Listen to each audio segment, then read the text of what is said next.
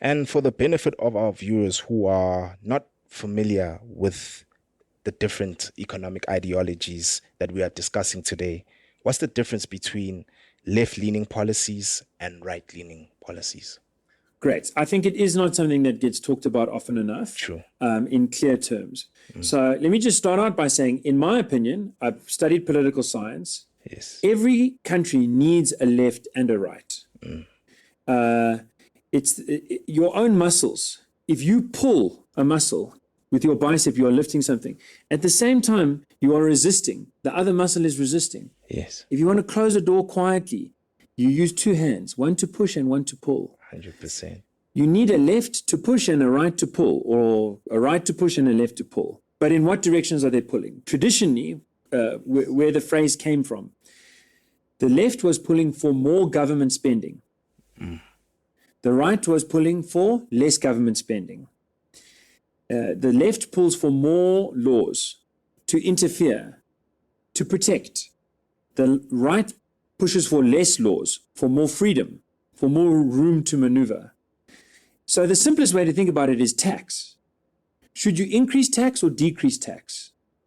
If you are a left wing, you want to increase tax because you think, okay, it's nice for me to have money, but if the government takes some of my money and takes some of your money and your money and your money, takes all of that money together, it can buy better than I can buy for myself alone. So I want the tax to go up. I know it'll hurt me a little bit to pay more tax, but the advantage will be a stronger state to take care of us all. Whereas the right says, you know what, I'm not making that much money. And now you're taking it from me with this taxing thing, and you're not giving me that much service delivery in exchange for it. So it would be better if you taxed me less. Leave more money in my pocket, because I can spend my money better than you can. As a government official, when you spend my money, I don't think you're doing a good job. The pothole is not being filled. The lights are not working. The water is not coming out of the tap. This is where the money is supposed to go, but it's not going there. So rather cut some tax. So that is one way to think, just literally the size of government. Should there be more or should there be less? Should we be taking more from the private sector or less from the private sector? That is a very traditional way of differentiating the left from the right. In South Africa, the ANC has always been left-leaning, as have its tripartite alliance partners.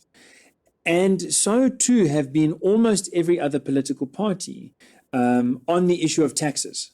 So in 2024, not one party said we should cut tax.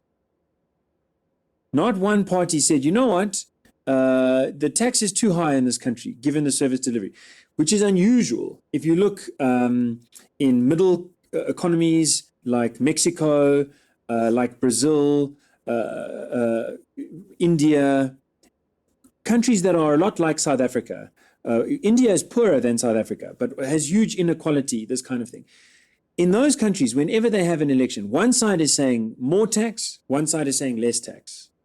In rich countries like Germany, America, Japan, the same story. But in South Africa, no one is arguing for less tax. So in that sense, no one is right-wing. Everyone is either center or center-left or radical left. And the radical left say, we don't want to just tax you, your income. We also want to take your house and your car and whatever, your assets. And we're not saying we will physically take it away from you, but we want to take the title deed. Then we can decide if you get to stay there as a custodian or not. That's the most radical left position, and it's dangerous. The most radical right position is also dangerous. The most radical right position says, you know what, there should not really be any government. No taxes. Just let people run their own lives. Then there's no money for police. There's no money for schools, for small children to learn, to grow and become literate members of a society that wants to work together. There's no border security.